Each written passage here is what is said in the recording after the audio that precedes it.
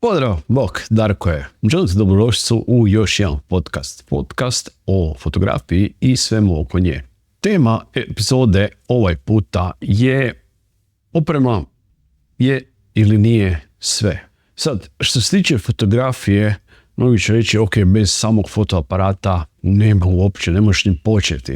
Znači, treba ti fotoaparat.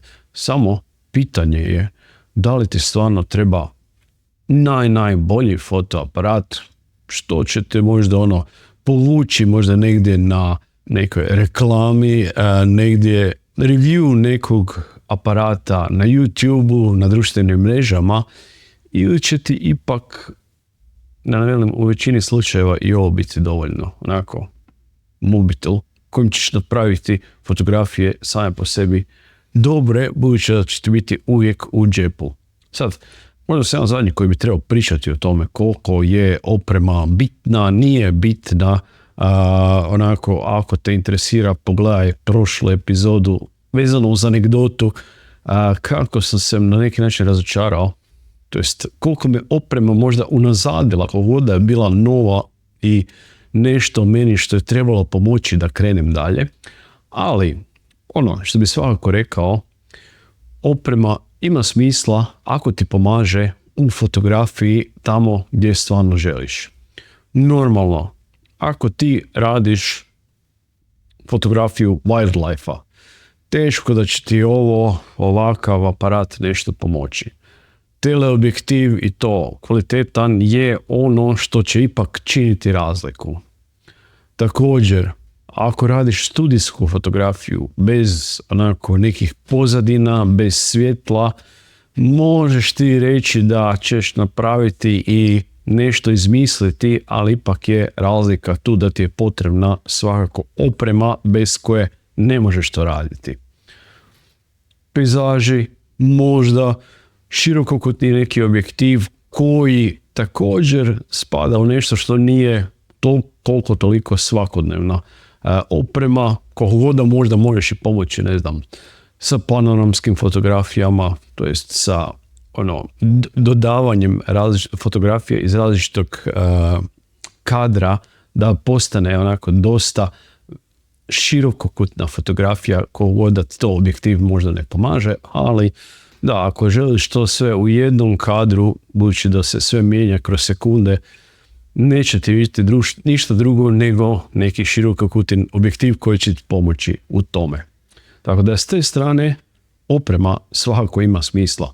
Što se tiče fotoaparata također, određene performanse, da tako velim, minimalni broj megapiksela, koliko god je nekad bilo kad su počeli digitalni fotoaparati, to 1-2 megapiksela i fotoreporteri su se ipak nosili s time i normalno vijesti isporučivali uz tako sad nezamisliv malen broj piksela na samoj fotografiji, to jest malim po dimenzijama, toliko puta toliko piksela fotografiji, svejedno je to radilo. Danas je možda to ipak drugačije, imamo ekrane koji podržavaju puno veći veličine po dimenzijama i ipak je tu potrebno u većini slučaja nešto više, naročito više od ovih 1 do 2, ali opet one 100, 200, nemam pojma koliko maksimalno, zna biti čak i neki mobilni telefoni sa 200, 400, ne znam koliko više megapiksela, svakako nema smisla, nije ovo toliko rad s brojkama da toliko je to potrebno. Tako da tu je svakako potrebno razmisliti koliko je dobra oprema potrebna i ići u tom smjeru i odabrati kad vidiš da ti nešto nije dovoljno, da ipak onda dogradiš i da ti ta oprema ima smisla i možda da nije sve, ali je gotovo pa obavezno za neku fotografiju. Sad, neka to ode u pretjerivanje, pa doslovno svoju kreativnost, svoj rad sputavaš jer nemaš određeni model fotoaparata koji misliš da će ti baš taj model ili baš taj objektiv, svjetlo ili šta god treba ti da napraviš tu savršenu fotografiju i bez kojeg tvoje fotografije daljnje neće imati ni smisla. Tu zna biti tada problem. Vjerovatno ti nije potrebno baš taj model fotoaparata, baš taj model objektiva ili bilo čega drugoga. I ono što je prije bilo i ono što je niži neki modeli su vjerovatno dovoljno dobri za ono što želiš napraviti. U smislu da će većinom najnoviji modeli biti, to je takav autofokus, takva oštrina, ostale stvari ko da je nešto što prije su na isti način reklamirali prije par godina, sad više ne važi. Daleko od toga. Tako da tu isto je dobro pripaziti da ti možda na neki način to tvoje mišljenje šta ti je u stvari potrebno nije pretjerivanje u tome. I tu svakako kod mas fotografa, ali i u drugim kreativnim industrijama zna biti slično. Imamo onaj GAS sindrom, Gear Acquisition Syndrome, gdje uvijek misliš da ti je potreban točno određeni komad opreme gdje je nešto važno i bez čega ne možeš biti. Kod nas, velim, fotografa imamo to, znam također i kod muzičara da zna biti, na primjer, kad sam svirao gitaru, da, točno određena gitara, točno određene žice, trzalice, to će činiti ogromnu razliku prema tome kako sviram. Niko to drugi nije čuo.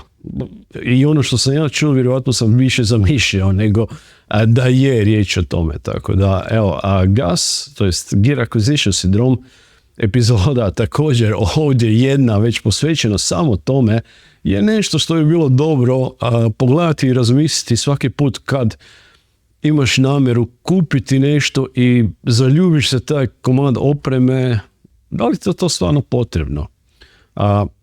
Da se vratim na one nove modele. Kupiš neki model nečega, da li je objektiva, da li je fotoaparata, izađe novi nakon godinu, dvije, jer doslovno kad si ti kupio već je to zastarilo budući da već razvijaju i testiraju novi model toga. Da li su stvarno tako ogromne razlike prema ovom prethodnom modelu da trebaš kupiti novi ili možeš doslovno par generacija pričekati da stvarno bude da je ipak razlika, a isto tako i da ti više od strane same upotrebljivosti i da nije više toliko pouzdan, garancija je prošla, da je vrijeme možda updateati tu opremu da ipak radiš sa novijim nečim. Tako da ovdje svakako ima isto utjecaja koliko stvarno tu treba ići u taj, da ne velim, konzumerizam, sve najnovije, uvijek sve možda baš i ne. Ono što je zanimljivo uvijek primijetiti je da čim si više sputana sa samom opremom, tim više tvoja kreativnost raste.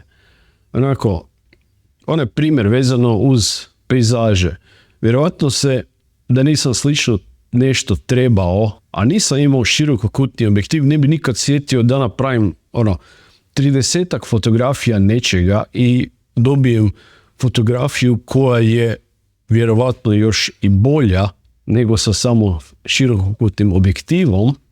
Dakle, kreativnosti tu svakako može pomoći da pređeš te granice za koje misliš da ne možeš drugačije prići osim da kupiš novu opremu. I to je u osnovi to.